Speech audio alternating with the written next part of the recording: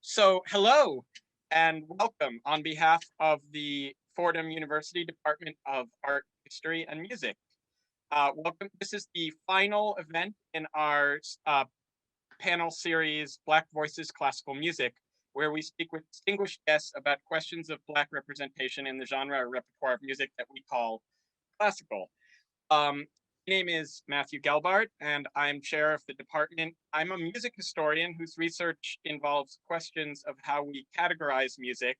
So I'm interested in the very idea of classical music into genres stylistically and ideologically.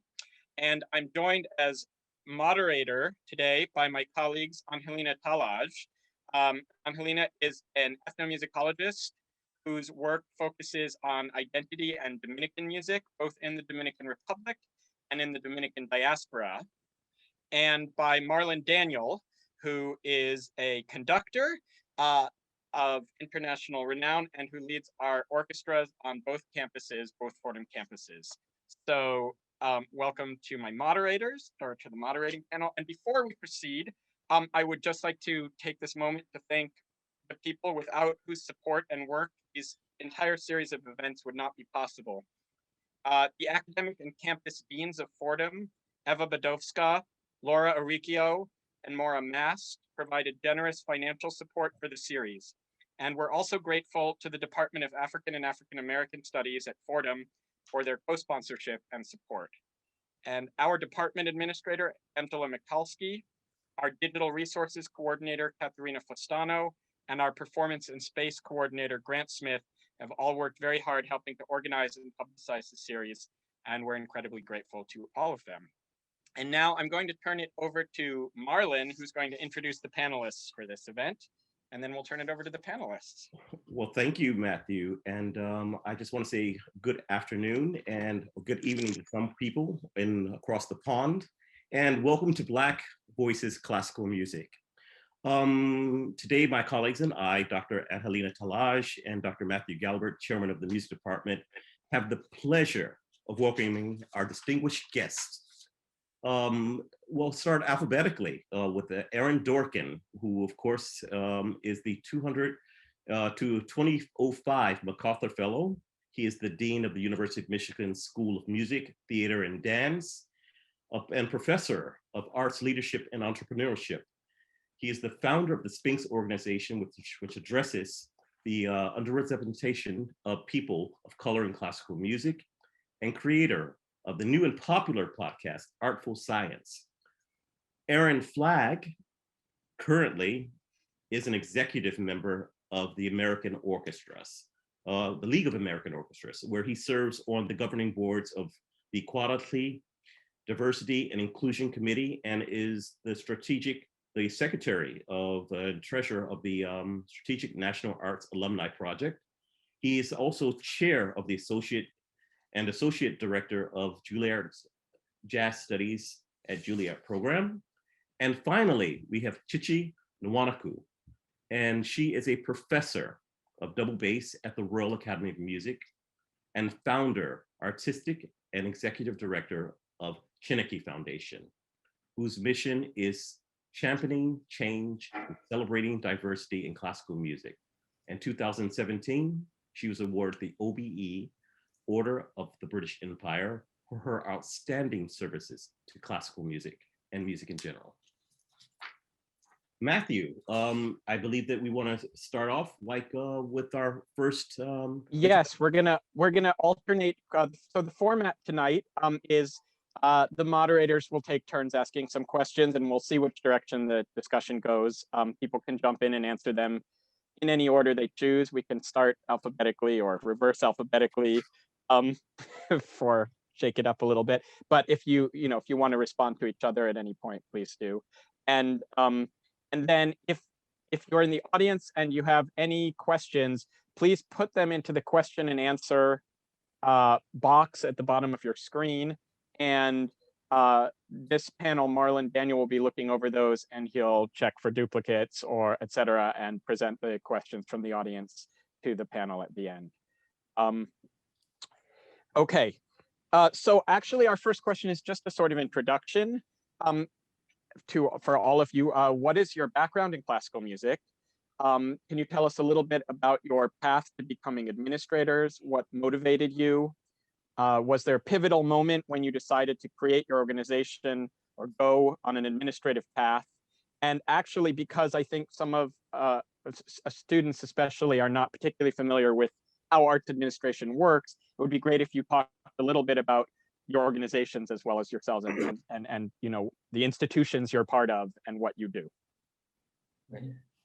So shall we go reverse alphabetical this time and start with Chichi? Ladies first. Ladies first. Definitely. Oh, pressure. Yes, while I'm still awake, hey? Because it's late. Exactly. Yes, Oh, I don't, Chichi is joining us from across the ocean, so it's late there. thank you. So,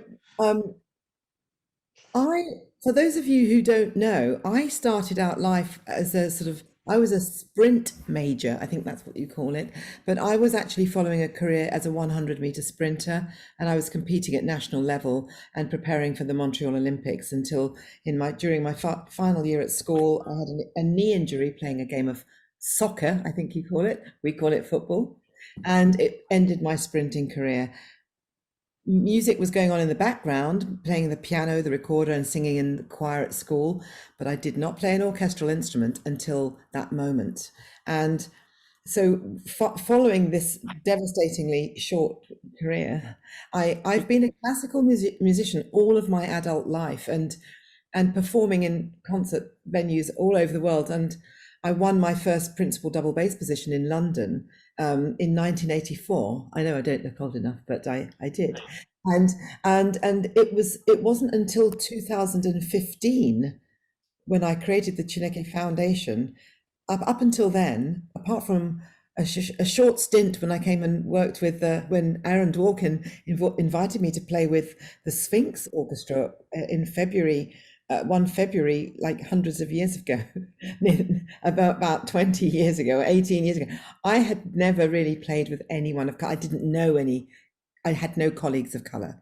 And I created the foundation. I mean, the generation in which I lived and I studied we were taught to assimilate and not rock any boats by asking awkward questions.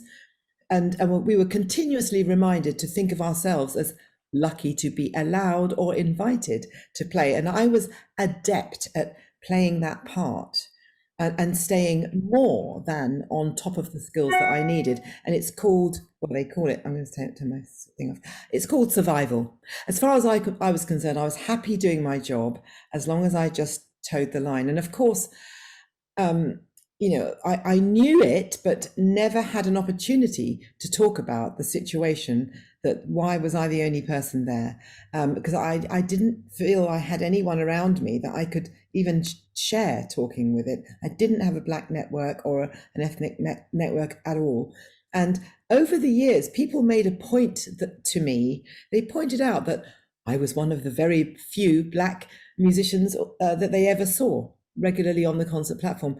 And so for the vast majority of my career, those comments sort of, I didn't allow them to impact me. They just sort of, I let them bounce off me or fly over my head. And that's because I know now that I was probably in denial, because I was busy part of the time raising my young family, but also, you know, I'd been raised by two incredible parents, a Black father and Nigerian father, Irish mother, who'd worked so hard to raise their 5 children, so that we worked really hard at our studies and put our minds to everything, so that we would give people very little reason to say that we were not good enough. And yes, that mantra is true. We had to be twice as good to get half as far. And I became, it wasn't until 2014 when I became really aware of it, when the Conservative Party Culture Minister Ed Vaizey called me into his office at Parliament to ask me why I was the only one that he saw regularly on the stage. And so when you've got a Conservative Party politician asking you about diversity, you know it's gone mainstream. The subject has gone mainstream. And this was the first time that the reality of the diversity issue in classical music hit me. It hit me really hard. I was shocked. I was also shocked that it was a shock to me, but I had to start thinking about it. And that's when the idea of Chineke was born. And I could probably stop there because I've already taken up probably far too much time, but we can go into, I mean, our launch concert was in 2015, but it was against all kinds of naysayers and people saying, but there's not a problem, what are you trying to do, stirring things up, etc. But I knew once that penny had dropped, there was no going back for me, and I had to just put my neck on that line, because in Britain we were light years behind where you already were in the United States. And I must say that having this Sphinx organization to look upon, and in fact it was about a year or so before that I met with Aaron and Afa when they'd been in Europe, and we were having an Indian meal in the Southampton docks. So they were about to get their boat back to New York. And I remember Aaron said across the table to me, Chichi, you should be doing something over here in Europe because there's nothing here. And that was part of the seed sowing for me, because I had a few people who gave me that confidence. That's wonderful. That's wonderful. Well, just it's hard to follow that, but I will press forward. In terms of your questions, Matthew, which were a few, the start for me in music was very much a public school experience in Los Angeles. But I think what was a formative administrative kind of spark was a proposition when I was in 8th grade, Proposition 11 in California, which was a property tax law that reduced property tax. So if you own a home, that sounded good. But what it meant to me in 8th grade as I was looking to the high school music programs is that they all went away because the reduction of property taxes cut out sports, cut out music. And I remember for the first time being inspired to read the local paper to figure out, why is there no more music happening in my high school? What's going on? And what is the proposition? Who decides this? That now there's no more music opportunity for me. And so the passion for the importance of arts education at a high level, access, and the importance of knowing how to make things happen, how to manage things, how to organize initiatives, how to inspire people to engage, really was, that seed was planted very early once I saw that. Fortunately, an arts high school opened up in response to that in Los Angeles, and I joined the first graduating class of that high school, which opened me up, a kid who grew up in South Central LA, probably made more famous than Boys in the Hood, that movie. So I knew those streets very well. But the music got me out of that environment. And so music was very early on a key, a passageway for me to get out. And out of not only the violence, but to the rest of the world. I will never forget hearing Beethoven's Sixth Symphony in 7th grade on the radio, and never hearing music like that before. I immediately saw pastures. Now in South Central, they ain't no pastures. So I was like, well, this music is helping me see stuff that I'm not even around. Man, I want to do this. And so as a trumpet player, Maurice Andre was a hero. And later hearing about Wynton Marsalis and learning all the concertos off the tape my band director gave me was all I needed. And fortunately met Wynton when I was 14 and encouraged me to try out for Juilliard, and all of that is a normal path. So the passion for music was clearly there and playing. And I didn't realize the uniqueness, or I didn't care about the uniqueness about being the only Black kid, certainly in my area, listening to Strauss and Mahler. But it wasn't until I got to New York and I started playing extra with the New York Philharmonic, and I had people in the backstage ask me when I came in the door to, with my bag to get ready for the concert, you're actually playing with them? These types of questions that started to make me realize, like, okay, this is not normal to these people. And what is that going to mean for me in my career? And since I was not very easily daunted, I don't know if it's the trumpet being omnidirectional and direct, but I didn't need much more inspiration than Maurice Andre and Wynton Marsalis to do what I was going to do.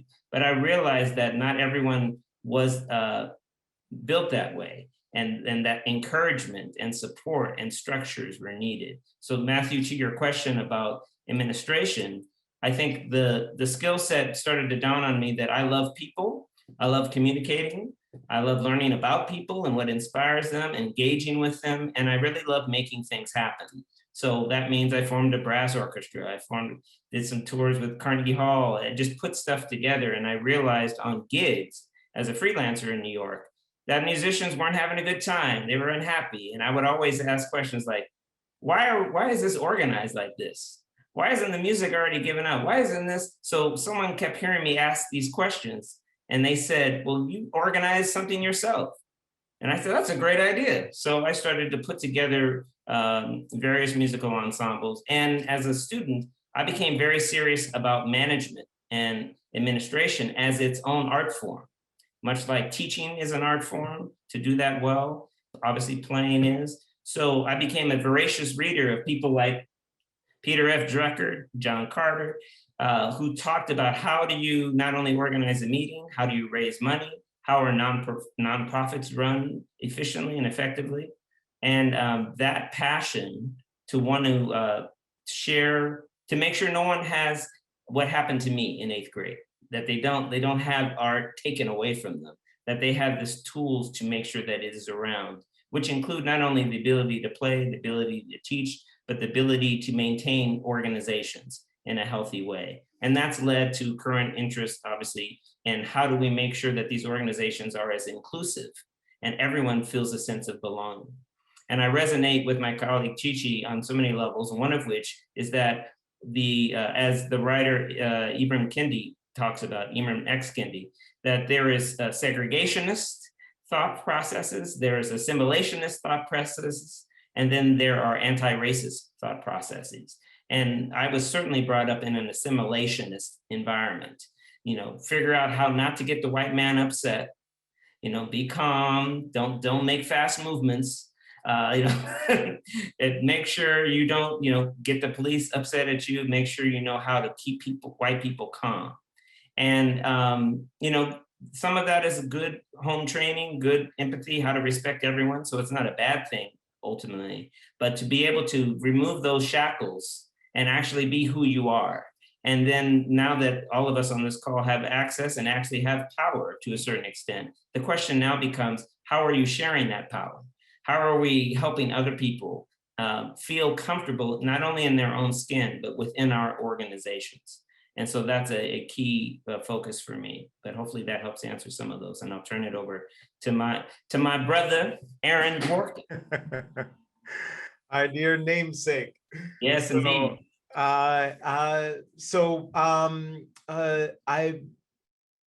guess I should actually share my biological kind of beginnings as well as the violin. But born in upstate New York, but immediately given up for adoption.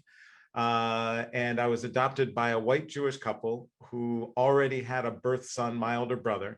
They were behavioral scientists. He's a cellular biologist, biogeneticist at Columbia. And fast forward 31 years, I was reunited with my birth parents, my birth father, who's Black Jehovah's Witness, my birth mother, who's white Irish Catholic, who several years after giving me up for adoption, ended up getting back together, getting married, and then having another child, my full sister, who practices law now in New York. So basically, I'm a Black, white, Jewish, Irish, Catholic, Jehovah's Witness who grew up with a big afro playing the violin. So no big surprise, diversity in the arts is literally in my DNA, even though I didn't know it for a while. Was very lucky to be able to start playing early on growing up in New York. My first teacher was Vladimir Grafman, who really brought the Russian school of teaching over to the States, and then developed a variety of circumstances. And then to kind of get to your question, Matthew, about that transition to kind of administration, didn't really take place consciously. And Aaron and I were at school there, and I literally went into a lesson one day, and my teacher said, "Do you want to play music by Black composers?" And I was like, what do you mean? Like who? I did not know that there were any Black classical composers. And then he starts pulling these volumes of works off his shelf, you know, Joseph Boulon St. George and William Grant Still, and, you know, obviously the list goes on. And I was astounded by the music, but I was also astounded that how could I have come up with one of the great, you know, violin teachers. I went to the Interlochen Arts Academy for my junior and senior year of high school, went to Peabody Prep, right? All these things. I had transferred from Penn State, where I was concertmaster of the Penn State Philharmonic. Never knew, no teacher ever taught me, nothing. And so I was just, how could that be? And then going to orchestra concerts and not seeing anyone on stage or in the audience who looks like me. And so that all then formed into this, well, this is like ridiculous. Classical music is such a large part of my life, and it's this amazing art form. This is a tragedy. And it just started as a very simple idea of what if there was a competition for musicians like me? So it was in a way very selfish thing. And we could come together, be required to play music by composers of color, and then gain scholarships and performance opportunities. And I thought at the time, if this happened, it would totally change classical music. It would be diverse, and that would all be fixed in a few years. So obviously, you know, learned it was a much more complex problem and required a lot more work, and no single organization or person can obviously fix it. It really takes this, you know, international movement. And so that led to becoming what I also didn't know the terminology at the time, I guess, a cultural entrepreneur. But in the end, it was just starting something to try to make a difference, to impact something that I thought was unfair, unjust, wrong, and that could be helpful. And then began, you know, a really deep dive into, you know, organizational mechanics and how do you put together all these things and how do you actually affect sustainable change over time. And that then led to that journey over almost 20 years with Sphinx. Before then, about 6 years ago, I stepped down from my role at Sphinx to take on the deanship at Michigan, which I then did for several years, and then stepped down from that to just be on faculty, where I teach arts leadership and entrepreneurship, which is what I do now, and have the flexibility to continue kind of my entrepreneurial activities myself, in addition to teaching it. Like Arts Engines, one of my shows, and Artful Science, one of my other shows. So I get to do that and get to spend a huge amount of my day, hopefully empowering and sharing some of these, you know, skill sets, best practices for the young people that I hope are going to build what will be their Sphinx.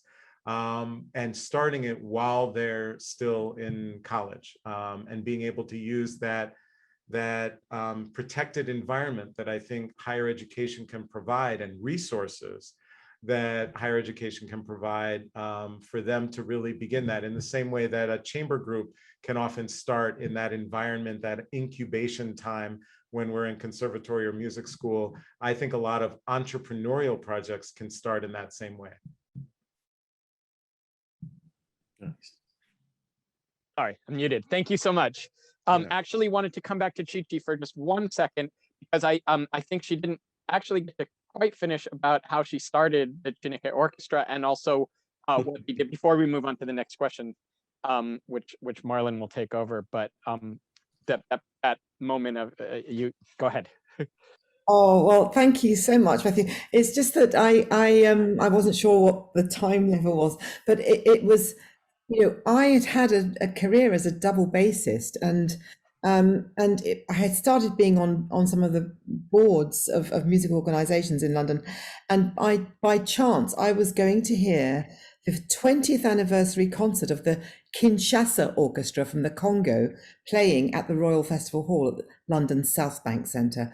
I was really surprised. I didn't even know that such an orchestra from Africa existed. And on my way to that concert, I walked in the 3-minute walk between Waterloo Station and the Royal Festival Hall. I bumped into Ed Vaizey, the culture minister who I met. And he asked me to join him to the pre-concert fancy reception, to which I was not invited. And when we arrived at that reception, Gillian Moore, the head of music there, she was greeting everybody, and when we arrived at the door, she sort of put her hands in horror across her face. So I thought, oh dear, I'm not on the guest list, so she's freaking out because I'm there. But actually, what she was saying was, Chichi, I'm embarrassed that you're not on the guest list, but she said, what's even worse, look over there in the corner. And over there in the corner was a good friend of mine, Tasmin Little, who's a British violin soloist who's just recently retired, actually, giving an interview to an enormous BBC television camera on the other side of the room. Because little did I know, but the Arts Council England, who fund most of the musical endeavours in England, were paying for a documentary to be made about the Kinshasa Orchestra. Now, Gillian said, and I said, oh yes, Tasmin's, giving a interview, looks like she's interviewing to the BBC. And Gillian said, yes, but what does Tasmin know about Africa? You should be doing that interview, Chichi. And I'm thinking, you didn't even invite me to the reception. And now you're saying I should be standing in front of the TV camera. But this was the moment when the light bulb was going off in my head. And I sort of, being at that reception was a sort of place where I kind of popped the bubble, because I turned up unannounced at the reception and burst the bubble. And even though it was the most fantastic evening, the orchestra was wonderful, but I must say that what was even more interesting was watching the audience reaction, because they seemed surprised at what they were hearing. And I was thinking, what was the repertoire they were playing? They played Beethoven, they played Berlioz, and they played a couple of music pieces of their own. And so as I was walking back to the station after the concert, I was, my mind was buzzing, and I was thinking, why were they thinking, why did the audience look as though it was a novelty to see more than one black face on the stage playing Beethoven and Berlioz? And was it because they were hearing work that they would expect to hear in a concert hall, to a standard that they expected to hear in the concert hall, but by an orchestra that they did not expect to see in the concert hall? They were hearing, in other words, they were hearing one thing and seeing another. And that truly was my light bulb moment. And it was at that point that I thought about the idea that would become Chineke. And to begin with, it seemed very daunting. I didn't have the first clue about how to put together an organization or a charity, but I did have an idea that Black and ethnically diverse musicians like me have a place at the heart of our orchestras and our concert halls. And my idea was to form a fully professional orchestra made up of a majority of Black and ethnically diverse musicians. The orchestra would stand on its own merits. It would be artistically excellent. It would be able to stand side by side with any other orchestra in the world. And for the first time, the orchestra would place Black and ethnically diverse musicians in the public eye. For the first time, musicians would see themselves performing in a professional environment where they were not the minority. For the first time, their ethnicity would not be a barrier or a curiosity. And I wanted to create an environment where every last one of my musicians felt that they truly belonged, and so that all they had to concentrate on was their performance and nothing else. I think it was fate that you were there actually that day, and fate that you ran into that. As studying in the Czech Republic, they call it osud, like the opera, which means it was meant to happen. Yes, I think it was. I think things were just lining up around me to make this happen. It's a perfect storm, as they would say. Yes. Which brings me to the question actually, which I would like to present to all three of you, but since I have you on the hook, as they would say. And you sort of expressed some of that. It's like, what do you hope to achieve with your organization or administrative work, professionally, personally, creatively? What gets you going? Let's talk about that a bit.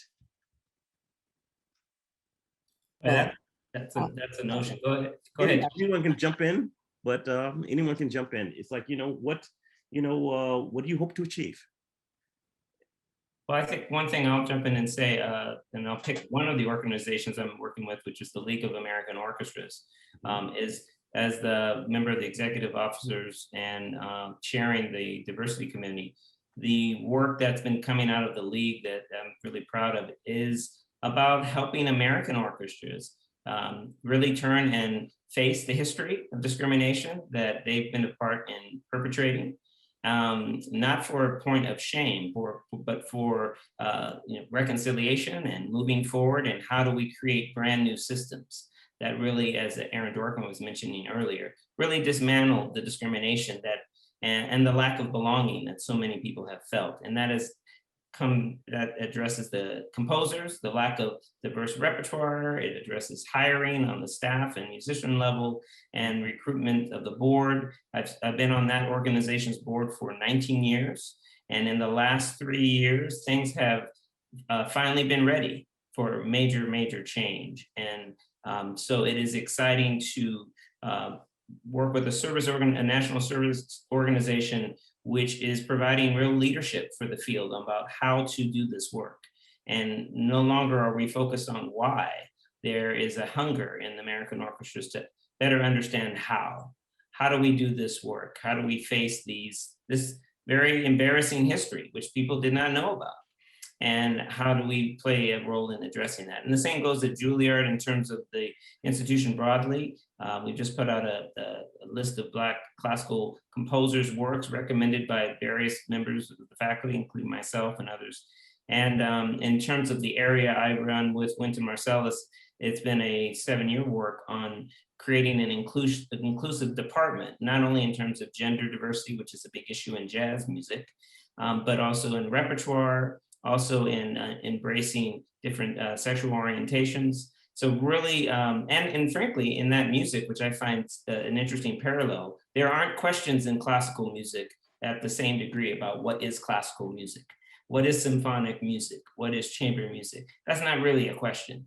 In jazz, however, music created by Black people, it is a big question. What is jazz? What are the core tenets of jazz? Jazz as a name is used for all types of capitalistic purposes that dilute the core tenets of African-American aesthetic. And so to be at an institution and working with a partner, obviously like Wynton and our faculty, to put a flag in the ground, so to speak. This is what jazz is. This is the core of the music. It's fine if you want to add other stuff to it and mix, and there's nothing wrong with that, but you need to know what it is and what it isn't. So that level of clarity coming from Black people and in the role of leadership at an institution like Juilliard is powerful. It is a battle though, and you get direct and indirect, subtle and not so subtle racism about people wanting to own and culturally appropriate. And so to be in a position to help those two types of organizations is a joy. It is an administrative wonderful challenge about how to embed beyond one person, a legacy of excellence that is inclusive. So I'll stop there and let my colleagues jump in.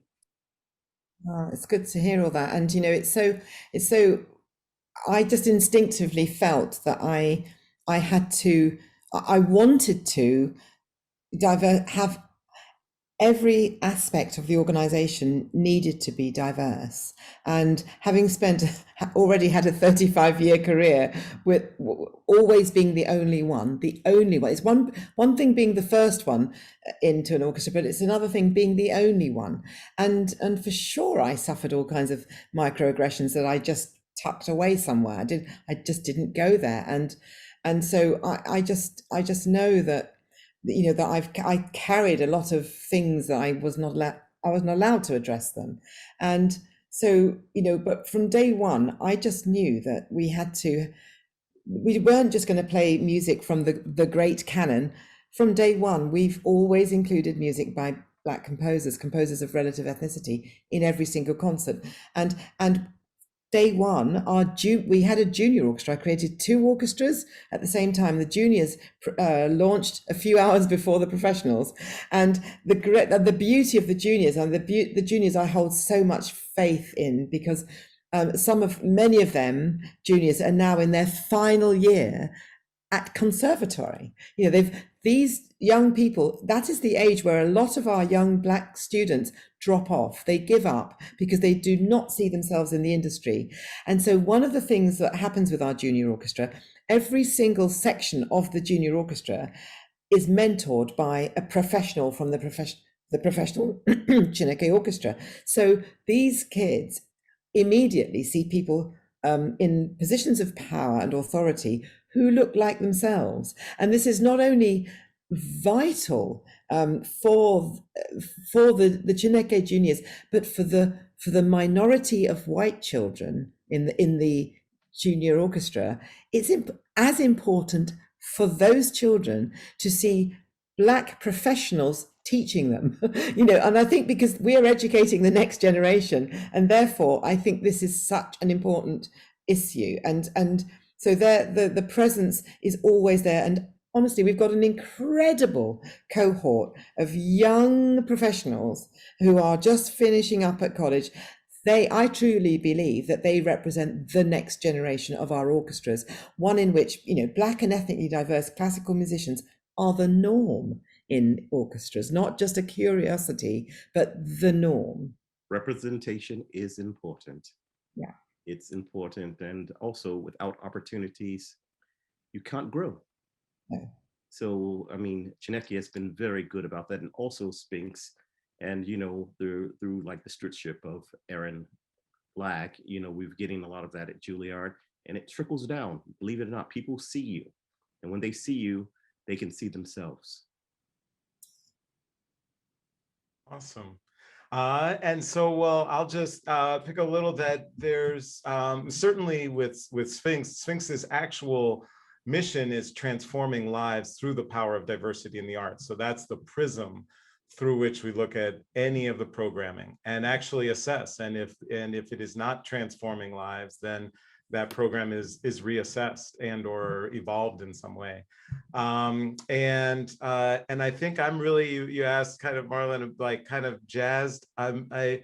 My students just, so in my entrepreneurship class, the end of the semester, which they're just doing now, we're just at the end of the semester, they do these capstone presentations. So every single student has their own project. Some are actually full-fledged organizations that they have started, and they have to do a grant proposal and budget, and actually a live, basically pitch presentation in front of a professional committee for funding.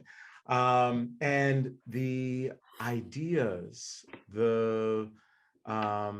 the impact that they want to have, it's just every semester I learn so much, and I become inspired by them to like, oh my gosh, I've got to do, some other things because of what they're doing. And Can you give an example? Just oh, for the nitty yeah. gritty? I'm just curious. Oh yeah, so absolutely. So here's one of the fascinating things, that it runs this breadth. So there's certainly a contingent of my students every semester who want to develop apps. So they're developing apps to, they did practice apps that basically take music -1 and put it on ultimate steroids. There's students who develop, a number of students who develop community engagement type of initiatives, projects such as that. I have a host of students. One of my students this semester is building an organization and a program focused on accessibility in theater. And they did all this research about the lack of accessibility in theater, and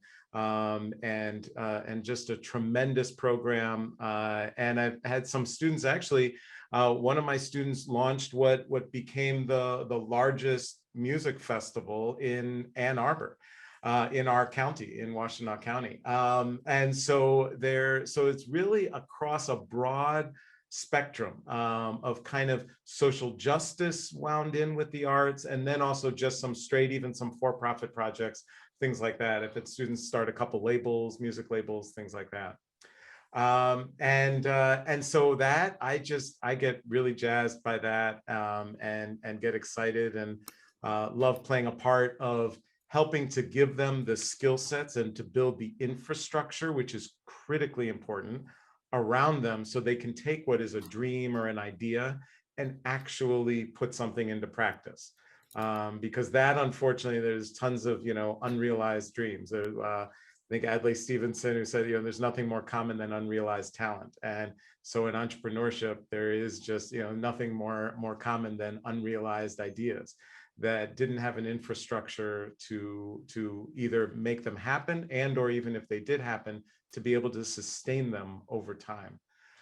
So that's, that, and obviously I love doing my project. Probably I'd say the other thing is the two shows, Arts Engines and Artful Science, talking with people. And it's interesting, Marlon, you mentioned, so Arts Engines is arts administrators, and talking about all of these ideas, best practices, things in the field.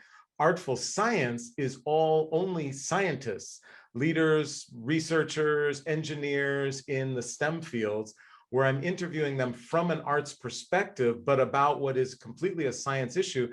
And then we tie in how is the arts connected, so on and so forth. And we're really trying to build that.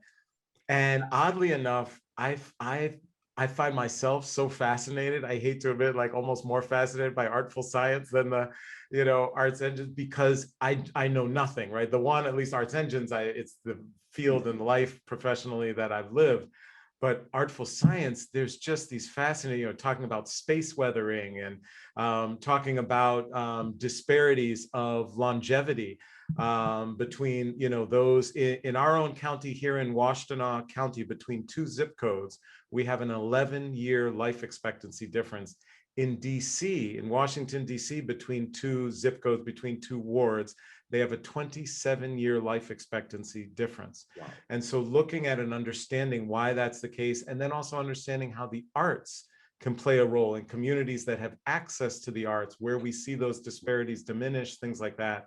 All those, that's what's jazzing me these days. I thought that was super interesting because I'm involved with STEAM, which is a STEM program in South Carolina, with the festival that I was the director of there. And so I did a bunch of things there, and also in the Bahamas, adding the A to STEM, making it STEAM, which was the arts part of it. Yeah. But it's awesome. Really just where are you doing that work in the Bahamas? I'm just curious because I was just in Bimini last week.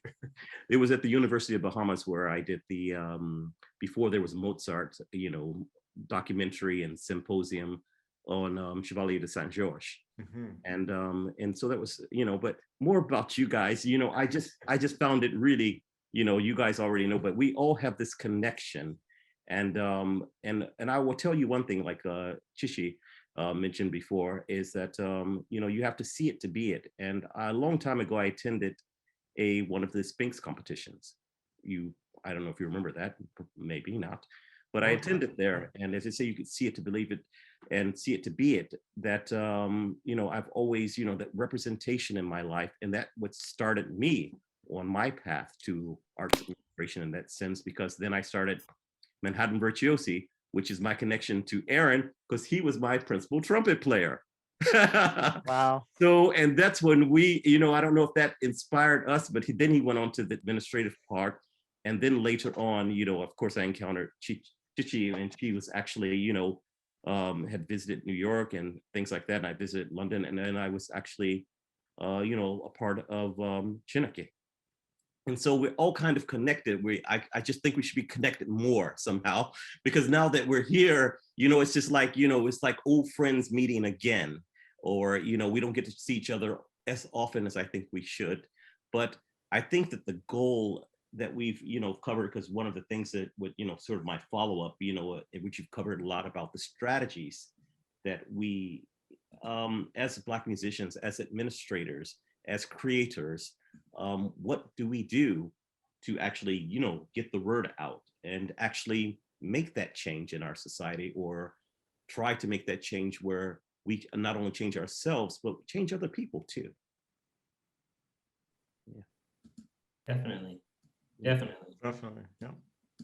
When you're talking about connections, and it resonates with me, this other question about what we're inspired by as people who are working in this field, as administrators and artists in our own ways, is to make connections, is to provide for that next generation a yes you can, as Aaron is doing with his students, She's doing with the juniors and just the whole country, frankly. And to really set a model by what we're doing, how we do what we do.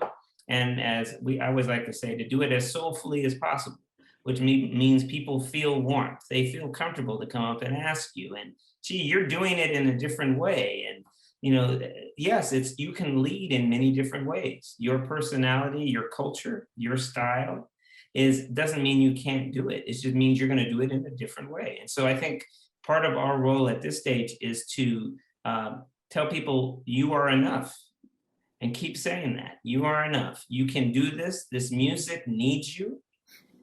It doesn't matter where you're from, the music can reach all of us as we've told you our stories. And so I think that birthright of being able to embrace any style of music, classical music, any other music, and get to the top and own it is important. And part of doing that is, for us, I'm sure our journeys, different as they are, have involved empowering ourselves to look internally, but to also look externally and call things out. Before we started this call, we were all commiserating about the verdict in the Derek Chauvin trial.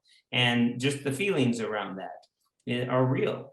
The fact that racism, discrimination continues. There was a job that I was involved in terms of as a committee member that just got decided recently. And the most qualified, just on paper, person of color did not get the job. And you look at that and say, it's important to realize it happens every day. And so we need an army of people who are not afraid to call that out and say, wait a minute, you can hire who you want, but they're not more qualified than this person of color. So the fact that you're not hiring the most qualified person just based on objective criteria is a problem. So don't ever come back to us and talk about not having qualifications. And I think that type of directness, however you want to do it yourself in your own style, is important to keep all of us, ourselves included, honest about what we're doing.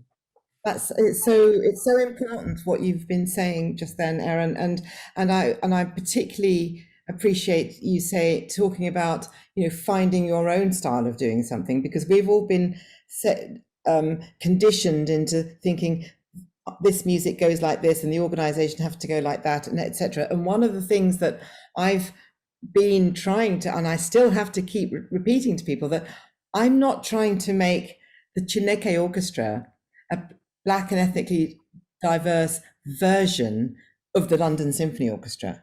Right. I'm not trying to be an ethnic version of any other orchestra. I want to find my courage, which I'm finding it as each day goes by. I realize that I've just got to be confident, and because nobody gave me the confidence, I had to find it myself, of course. And it's one of the things that we've just got to get. I've got very good at absorbing a lot of microaggressions, some not so micro, to be honest. And now that I'm older and I've kind of truly embraced all that, I feel bolder. I feel as if I've got more courage and belief to stand in my own strength. And and I certainly know that a lot of the younger generation kind of depend on me to be strong. I have to be strong now. And now I think all the kind of shady racism and discrimination around me possibly happens less because I am demonstrating more authority, and therefore people aren't throwing those darts and knives at me. And I know that I've really taken on board a serious responsibility that I now have, not just to open the door, but to hold that door open, because we've got some awesome young musicians who deserve those places. And I've taken a leaf out of League of America Sphinx book, because I'm trying to create a similar National Alliance for Audition Support over here as well, so that we will be building that critical mass that we keep being told there's not a pipeline, there's not this, there's not that. And so all these things to try and keep us down, but actually we're coming up slowly but surely, but we're getting there. One of my favorites is "We Don't Exist," and I've heard this as last week, 2 weeks ago. Yeah, I heard that we don't exist on such a high level. And that's why, by a very interesting management company that we don't exist on that level. And I'm like, you don't recognize these people. And the person was in question was a soloist that's from the Festival International of Music St. George, was one of our outstanding singers who you probably all would know, a mezzo soprano. And they said they didn't know her. Well, it's okay to be ignorant. If they present it in that tone, I am ignorant of this artist. I'm willing to learn about their greatness. Thank you for introducing me to them. Let me go listen to them. That's one thing. I think that we need to make room for that. There's a lot of stuff I don't know. So, but I assume from your story, that wasn't the posture. No, it was not. Okay. Well, I tried. I know, I did too. You gave the benefit of the doubt. Now there's no doubt. I think Angelina has a follow-up on all of these things, which I think might even bring us to a conclusion, because we've been having such a good time and time has been flying. Angelina? Time for a couple more questions. So some of you have been talking about your personal challenges, and I'm wondering what your biggest challenges have been with the organization, and then also what advice would you give to a Black, Indigenous person of color that is trying to initiate their own administrative path or organization? So what are the challenges, and then what advice would you give to somebody coming up? I'm suggesting that I go first because my colleagues have, they need room, and I want to give them that room. So the first thing is the challenges are realizing that it's never going to stop. Your learning's never going to stop. The questioning of your skills is never going to stop. And so one is to accept that reality. And once you accept that reality, you get to number two. What are the tips? Like the Oracle at Delphi, know thyself. Dig deep into who you are. What are your beliefs? What are your blind spots that you need to shore up? That could be in skills and knowledge. It could be in self-acceptance. It could be in knowing the history of your people, your family. Get ready and get equipped so that when you come out into the world, what people feel from you is not your insecurities, but they feel your passion. The thing that got Aaron Dworkin excited and Gigi excited about their various students is not the things that they haven't mastered yet. It is the things that they're excited to share and to learn. And so I think for anyone coming up is accept that we all have stuff to learn. Share with us your passion, and that will attract to you people who are willing to support you, like everyone on this call. All right, so I'm done. I'll turn it over. Did you want me to pick it up from there, Chichi? Yeah, go. Yeah. So I would say that certainly lots and lots of obstacles, so on and so forth. As an administrator, I would say that, you have all of these lost opportunities in terms of leadership because you may not be selected for a position, those types of things. Preparation is absolutely key. And the reality is, in the administrative network, in the arts, your network, it absolutely matters. You've got to bring core skill sets, but if you lack the network, it will be next to impossible for you to secure any really key leadership position. And so building your network and then being prepared when those opportunities happen, I think is really key. And on an entrepreneurial side of things, funding is always an issue, I'm sure. Chichi, even though you guys have wonderful government funding there that we lack here, but it's right for all of us on either side of the pond. It's always a tough thing, and a tough thing as an entrepreneur, and a tough thing as just an administrative leader. And I think that persistence and resilience in one's career path is really important, and understanding the difference. So this persistence, something's not happening, being adaptable, but keeping at it. not just, banging your head against the wall, but seeing how can I get around this obstacle? Okay, that didn't happen, but how can I still persist towards my goal? And then that's separate from resilience, which is when the bad stuff happens, when someone says something that's can be so debilitating, and or certain life events or global pandemics occur. And how are you resilient? How do you find the strength and the courage, like Chichi was talking about, to find a way to move past whatever that negative and or bad thing is that has occurred, so that then you can find again a new way to achieve your goals? So those are at least just a couple of thoughts or ideas. How Wow. did you, how, what would you say to a student is a way to start building their network?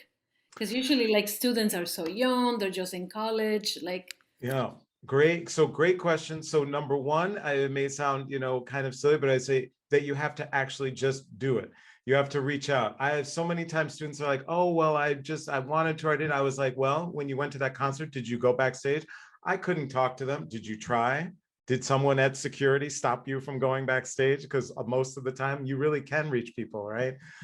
So for example, from this call, if I was a student and I didn't know the panelists on this call, I would be reaching out to whichever my faculty member was and saying, I want to be able to follow up with Aaron. I want to be able to follow up with Chichi. I want to be able to do this. How can I reach them? How can I do whatever? And I'd be prepared. I do it thoughtfully, because I would be like, okay, they're probably busy, so why are they going to respond to me? So I either have to have a prepared question or a thought or their feedback on something, etc.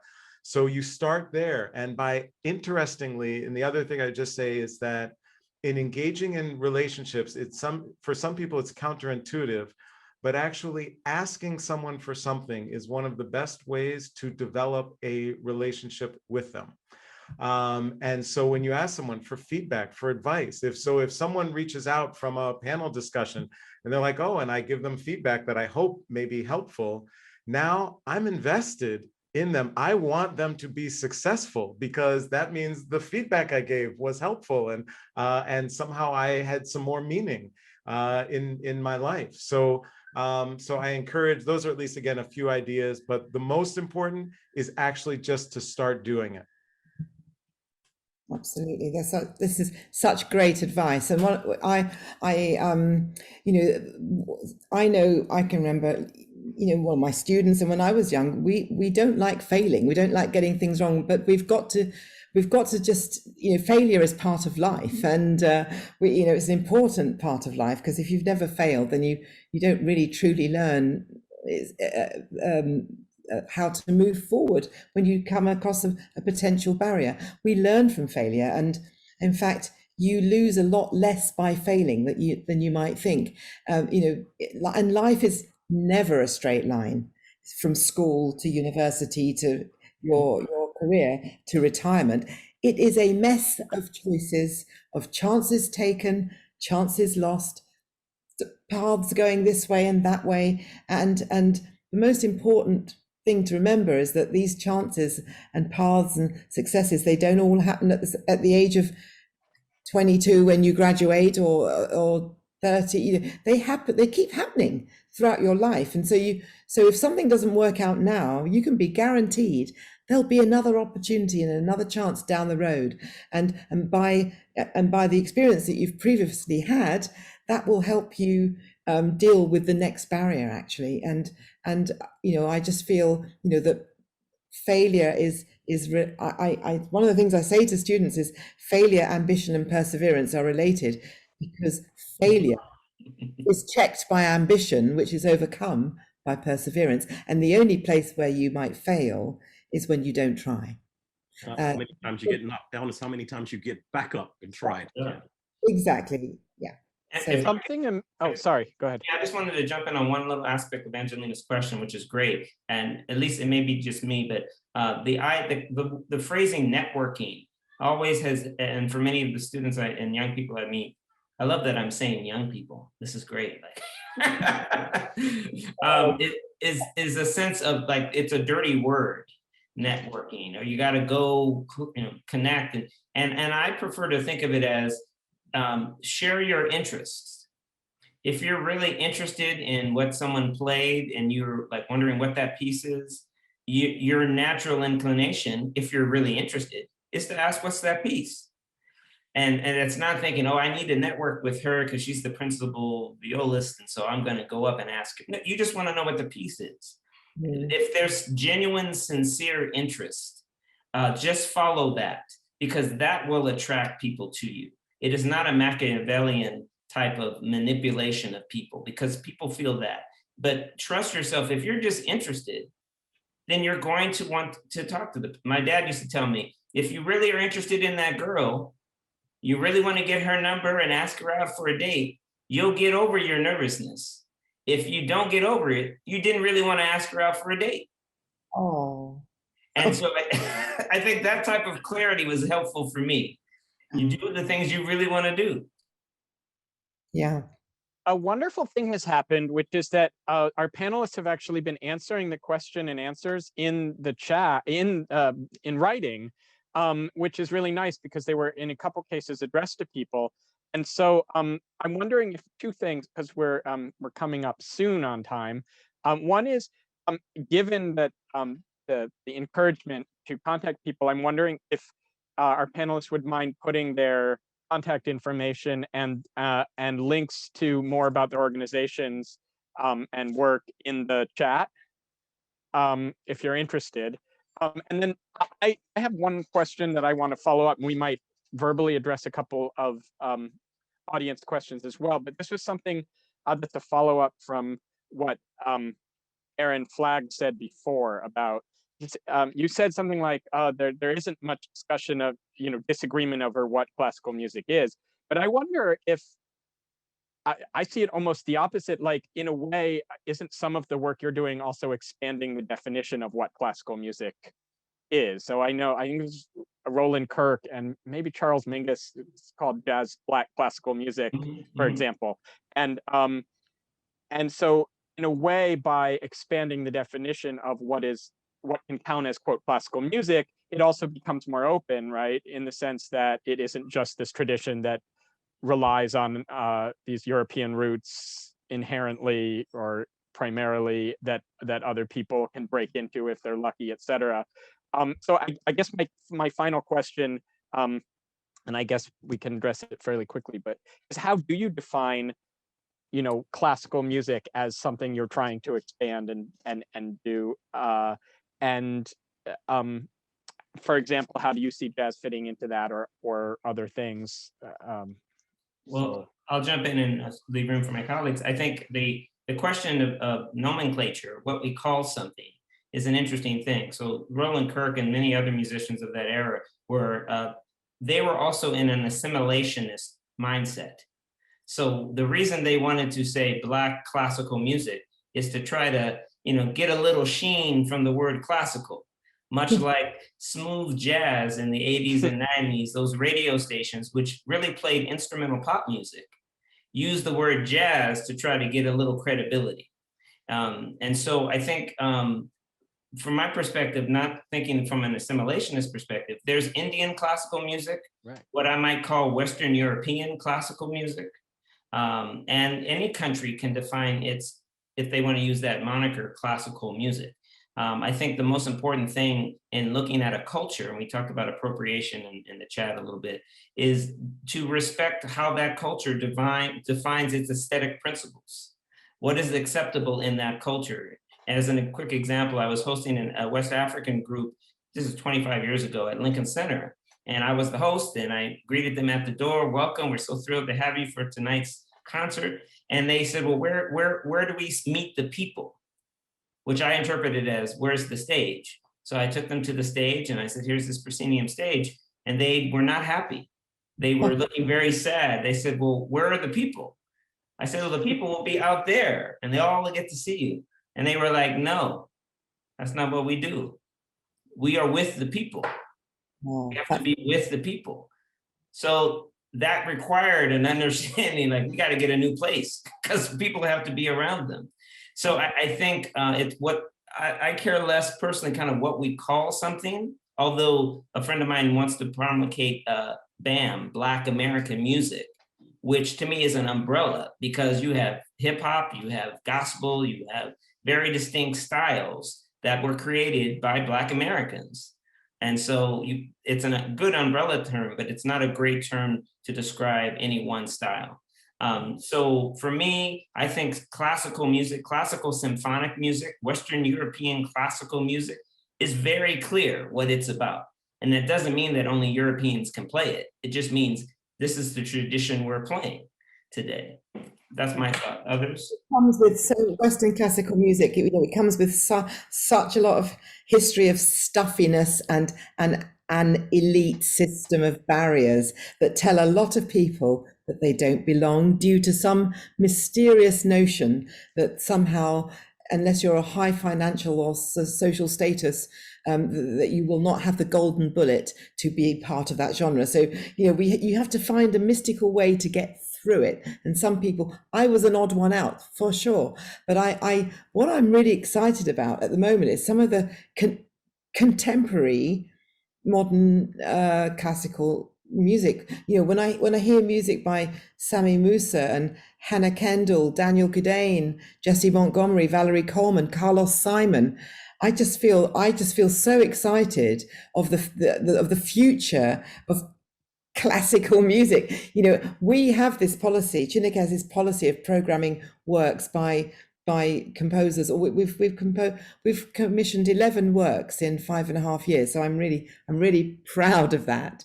And the great thing now, in the last 6 months, the London Symphony Orchestra have been borrowing scores from us. The London Philharmonic have been borrowing scores from us. They're all beginning to play Samuel Coleridge Taylor, George Walker, Philip Herbert. It is catching on. And the thing is, they're not just doing it once. The London Philharmonic, they borrowed our Samuel Coleridge Taylor Ballad in A minor. Actually, Love that piece. Royal Philharmonic is beautiful. They're just about to do the Hiawatha Overture because they dip their toe in and they come away thinking, actually, that's quite nice music. So and I feel when people say, oh, music, classical music written by Black people, and they sort of look like this, but I feel it's a question of being really confident. I feel really confident. I have no doubt at all of the quality of these composers that we are pumping out by the dozen, and the quality of these composers. So concert houses and professional orchestras and artistic directors and institution leaders and students need to just embrace it and program it boldly, because it's really taking us into the 21st century properly. One of the dangers in doing that, I love that, is that we have to actually acknowledge, we meaning presenters, orchestras, chamber orchestras, that this great canon, which, as you noted, is never defined. It almost implies anyone who's white who wrote it is in the canon. Yeah. That we have to acknowledge that there's a lot of mediocre music that orchestras have been playing by white people so this false thing of quality. And no one wants to say this, but if you look at programs, there are a lot of sad music by white composers played. And so one of my colleagues has said, well, if you're going to program this much sad white music, why can't you program some sad Latinx music too? It doesn't all have to be great, and it isn't. And so I think this type of honesty that's anti-racist, that's just looking at, is it good music or not? I think is somewhere we need to get to. Yes, it is. Well, and how I used to think, how do you get into the great canon? Repetition. So it becomes so familiar that the people, I recognize that. And so every time I put on certain radio channels, I always hear the Elgar Cello Concerto, Vivaldi's Four Seasons, and the Lark Ascending by Vaughan Williams. And you just hear it every day on the radio. That's why they are the great canon. So we are indulging in a repetition, and we finally got Samuel Coleridge Taylor into the Classic FM Hall of Fame, and that's because the audiences who listen on the radio, they vote, and you have to be in the top 300 to get into the hall. Okay, he's 297, but he's still in the top 300. It's a start. Yeah. So our Awesome. friend in Garrett was trying to do at his radio station before he got downsized. Oh gosh, yes. Yes, but now he's going more strong. I think he's on Sirius Radio now. But I think that that's what, you know, of course, with you with BBC Radio and all those things are trying to do, because repetition and is also a form of representation. And Yeah. just because people have not heard it does not mean it's not good. Absolutely. Yeah. Well, one of the things I say when people say, well, you know, people of color and people of all these ethnicities have got nothing to do with classical music. Well, I'm sorry. When I think about the age of enlightenment that they call it, you know, the explosion of high art, literature, drama, music, dance, all of these incredible things that happened at that time in Europe, what single other thing was going on in the world at that time? Yeah, you got it. It was funding. It was funding the Western art explosion of high art. And so, yeah, we've been involved in it since day one. And so we've got to stake our claim, you know, because we've actually provided inspiration. And I know it's, you know, I know it's a sort of strange way of saying it, but we've always been part of it. But we've just, you know, we've got to convince people to have us around that table. We've been written out of the history, and by we, I don't just mean Black people, I mean all people of color. As we say in America, we often talk about American history. And what they mean by American history is white history. And then they'll say American history, and then you can also study Latino history. And you might also want to study African American history. Yeah. And hopefully we get to a point where American history, or whatever country we're talking about, is inclusive of all the people who've contributed to that nation's history equally. Yeah, which is a lot of work that like Angelina has been doing with the Dominican Republic and the Caribbean diaspora and things like that. And, you know, and to an extent, of course, you know, with the Festival International Music St. George and Ensemble du Monde here in New York. This has been so fascinating. And I would like to actually, you know, because we're coming on our time, is conclude with more of a statement, a question from, and I'm not going to mention the last name, but a listener named Cindy. And she said, basically, I have no questions, but I just wanted to thank you for sharing your experience and achievement. So inspiring, and it gives me courage and strength to go do my goals. Yes. So basically, even just today, we've inspired people, and we've inspired this young woman. I'm assuming it's a young woman, but we've inspired her. And I guess that's what it's all about. And that's why we actually are having these conversations and having this webinar in the first place. And I want to echo from Dr. Gelbart, Dr. Tallaj, and everybody at Fordham, and that we are so grateful and happy to have you guys here. And you know, thank you so much for coming and for sharing your thoughts and your honesty and sometimes people say things we expect, and sometimes people say things that are really surprising and really make you think. And I think we got a lot of both in a great combination. Awesome. Thank you so much for inviting us. It's been great to be here. Yeah. I actually have a question for our tech people, but just before we go off, because someone asked if there was a way to save the chat will be saved as part of the recording, I believe, or at least that you can request that. That's easy to save. But do the question and answers save automatically? Yeah, we can try to copy and paste that. We'll do that. Okay, because since people answered in the writing, that adds to the seminar when we get the video finalized and posted on YouTube. And I answered a bunch of those questions, you know, just there were, you know, a bunch of those questions that did that. And a lot of the questions, by the way, for the listeners out there, they were already, the questions you were asking were already being answered at the time or something like that. So it was a little bit of redundancy to go over it. So we did hear you and see you, and we appreciate you being there. Great. Thanks so much. This was great. Thanks for coming, everybody. Appreciate it. Everyone. Thank you. Great to see you. Bye. Thank you. Nice evening.